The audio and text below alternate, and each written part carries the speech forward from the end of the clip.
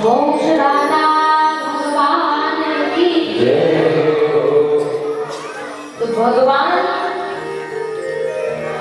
श्री राम जी का दर्शन चाहती है सबरी। सबरी का मतलब है जिसके भीतर धैर्य है, और हम लोगों का धैर्य हर दिन धराशायी होता है। कहीं ना कहीं धैर्य टूट जाता है। सोचिए कोई गुरु के वचनों को मानकर वृद्धावस्था तक प्रतीक्षा करे, हम लोगों की श्रद्धा कितनी जल्दी टूट जाती है। धैर्य तो होता ही नहीं है, लेकिन सबरी का मतलब सबूरी मतलब श्रद्धा जो उनके भीतर है, धैर्य सबरी के भीतर। तो प्रभु श्री राम जी, ऋषि मुनि तो बहुत है, लेकिन इतना समय किसी के पास राम जी नहीं बिताए जितना सबरी के पास है। राम जी मुनियों से पूछते हैं यहाँ सबरी कहाँ रहती है। बड़े बड़े ऋषि मुनि हैं, परंतु पूछती है सबरी, सबरी का पता राम जी स्वयं पूछ रहे हैं। तो मुनियों से पता चला सबरी देखी राम गृह आए। रोज रास्ता साफ करती है, सदैव राम राम करती है, बस गुरु के वचनों पर विश्वास है।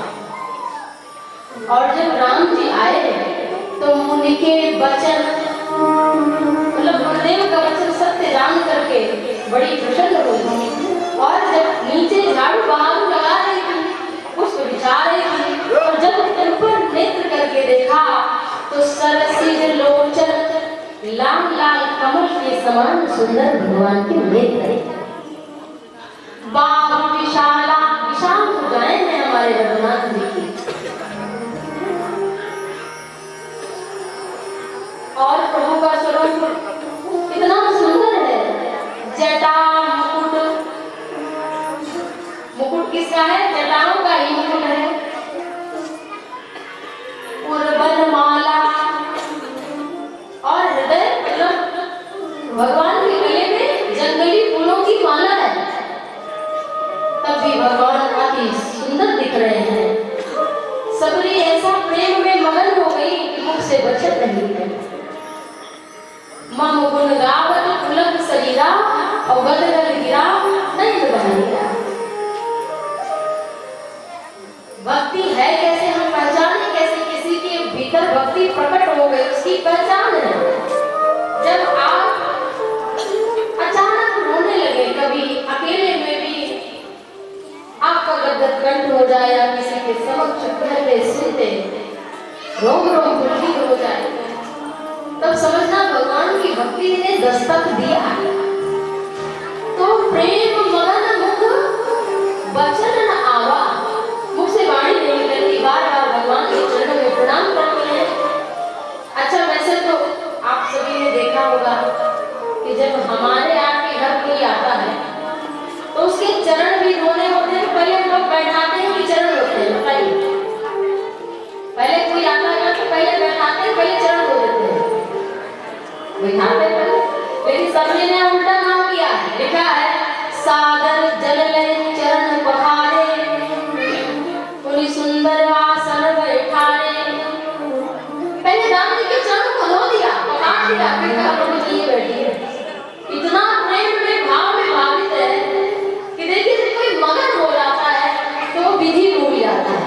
इसीलिए विधि निषेध में कलिमल हरनी कर्म कथार विदंदनी वरनी, ये करना चाहिए, ये करना नहीं चाहिए। यह बात उसके लिए जो संसार में फंसा है और विधि नियम जानता है करता है, लेकिन जो केवल प्रेम में जी रहा है उसके लिए ना तो कोई भगवत प्रेम आराधना पूजा पाठ में कोई विधि है ना कोई निषेध है। इसलिए उसके पास कोई प्रेम नहीं आता।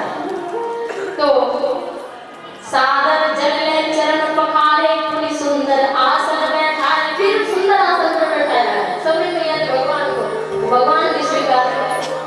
जब विदुर के यहाँ भगवान गए थे तो ऐसा महाभारत आदि कथाओं में वर्णन आता है कि भगवान ने जब कुंडी खटखटाई ना तो विद्वानी स्नान कर रहे थे।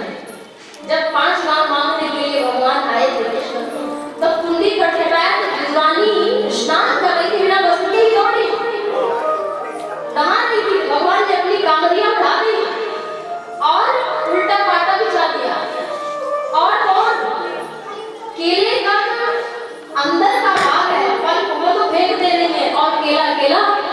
चिलका जो है वो प्रभु को पवा देंगे।